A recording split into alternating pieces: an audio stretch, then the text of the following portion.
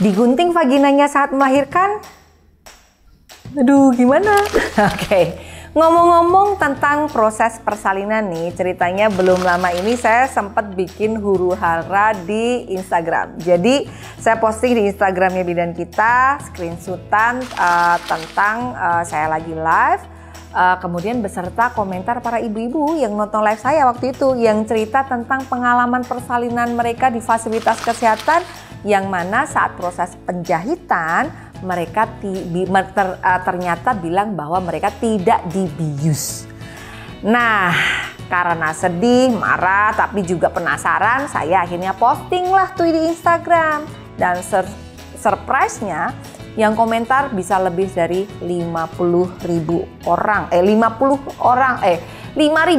lebih. Dan sebagian besar mereka cerita bahwa kisah dan pengalaman serta pengakuan mereka bahwa mereka tidak dilakukan pembiusan pada saat penjahitan perineum.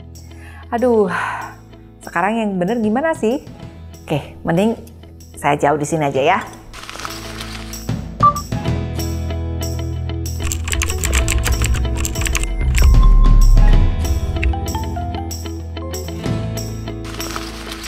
Hai Ibu, ketemu lagi dengan saya Bidan Yesi Aprilia di YouTube channelnya Bidan Kita. Bagi Anda yang baru pertama kali nonton dan melihat saya, perkenalkan saya Bidan. Kemudian selain Bidan juga saya mendampingi dan membantu persalinan di klinik Bidan Kita Klaten. Saya juga seorang penulis yang sudah menelurkan 9 buku mega bestseller, bahkan tahun ini mungkin ada tambah 1 lagi buku gitu, jadi 10. Nah, saya seorang pendidik persalinan, pelatih, fasilitator hypnobirthing, prenatal gentle yoga, dan juga pelopor, juga penggiat gentle birth di Indonesia, serta content creator. Nah, isi dari YouTube-nya Bidan Kita ini adalah, dan sosial medianya tentunya, adalah tentang edukasi. Karena harapan saya semakin banyak ibu dan bapak yang teredukasi, maka semakin banyak bayi yang lahir ke bumi dengan minim trauma, dan akan semakin banyak keluarga yang sehat secara mental, jiwa, dan fisiknya. Karena saya percaya knowledge is power. Silahkan Anda cek dan recheck isi dan playlistnya, semoga bermanfaat buat Anda ya.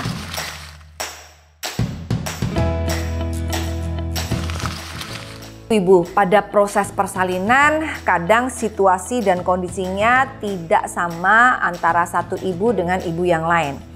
Ada yang lancar, ada juga yang membutuhkan beberapa intervensi. Nah, intervensi yang paling sering terjadi dan dilakukan di ruang bersalin adalah proses episiotomi, alias menggunting vagina, guna meluaskan jalan lahir dengan harapan supaya bayinya segera lahir dengan mudah. Selama bertahun-tahun tindakan episiotomi dianggap membantu kelancaran proses persalinan. Bahkan tindakan episiotomi dianggap lebih baik dibandingkan dengan robek secara alami. Framing yang dibuat adalah kalau episiotomi maka robekannya rapi sehingga bidan dan dokter jadi mudah jahitnya. Dan jahitnya akan jauh lebih rapi dibanding dengan robekan secara alami yang dianggap menjahitnya juga susah dan juga bisa saja tidak rapi. Nah, dan framing yang lain adalah ibu yang baru pertama kali melahirkan dianggap vaginanya sempit dan kaku, sehingga harus digunting atau diepisiotomi agar prosesnya lancar dan lagi-lagi jahitnya juga gampang.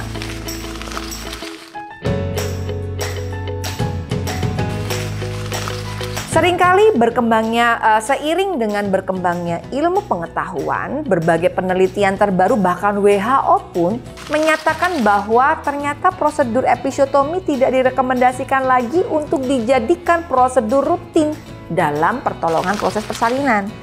Karena berdasarkan banyak penelitian terbaru, ternyata tindakan episiotomi itu dampak jangka panjangnya itu banyak sekali. Dan itu lebih banyak ke merugikan si ibu. Menurut rekomendasi dari WHO tahun 2018, episiotomi hanya boleh dilakukan jika 1.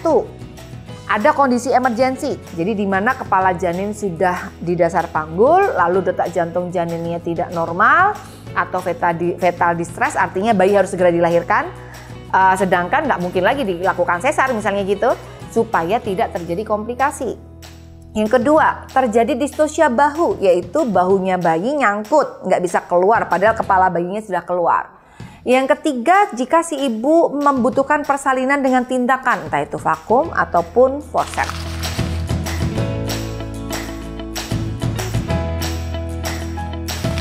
Nah, saat melakukan tindakan episiotomi ini pun wajib bagi tenaga kesehatan untuk meminta persetujuan terlebih dahulu alias informed consent kepada kliennya, dan melakukan episiotomi pun seharusnya dilakukan pembiusan lokal.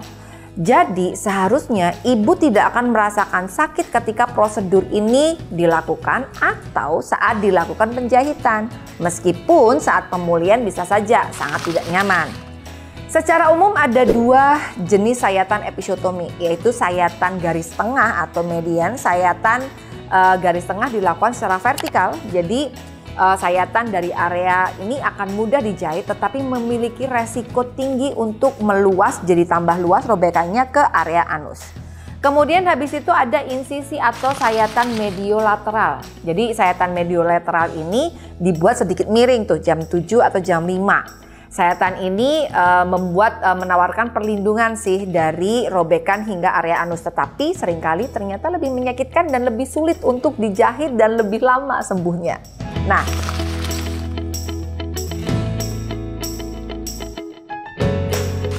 tips selama pemulihan setelah episiotomi apa aja? Episiotomi umumnya meninggalkan rasa sakit sekitar 2-3 minggu, terutama pada saat Anda jalan, duduk, buang air kecil, apalagi buang air besar.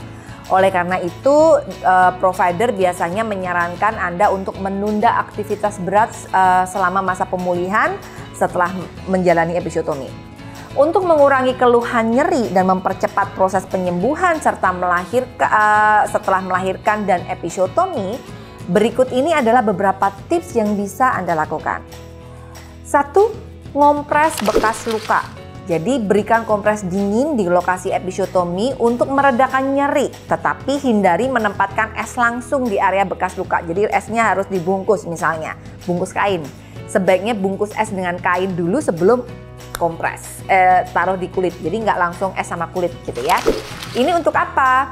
Untuk mempercepat penyembuhan, biarkan bekas jahitan tersebut terpapar udara dan Anda bisa melakukannya dengan tengkurap tanpa celana dalam di atas tempat tidur selama 10 menit dan lakukan secara rutin 1-2 kali sehari.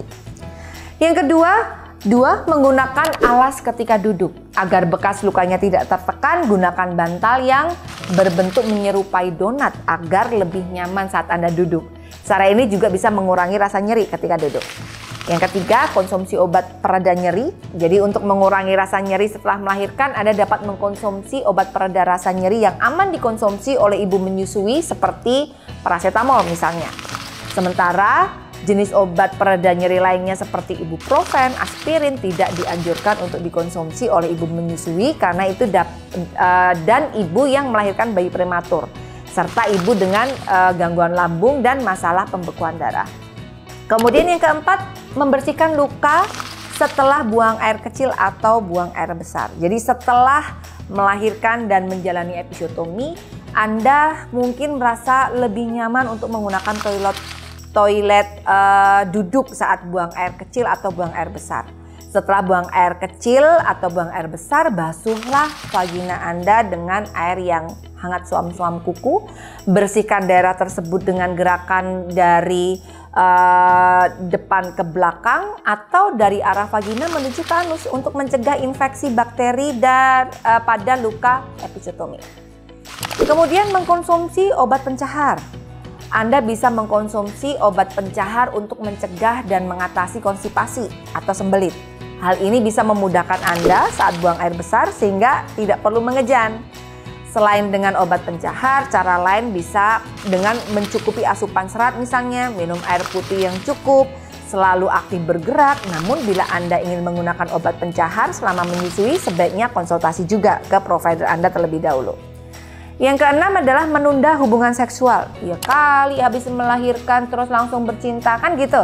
Tapi luka episiotomi ternyata membutuhkan waktu sekitar 4-6 minggu untuk benar-benar sembuh total loh. Kalau sembuh jahitannya sih bisa bisa saja 2-3 minggu, tapi bener-bener sembuh total nggak kerasa banget itu butuh 4-6.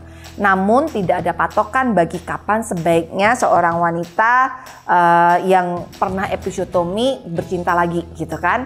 Karena Anda harus benar-benar pulih dulu sebelum mencoba berhubungan seks kembali. Yang ketujuh,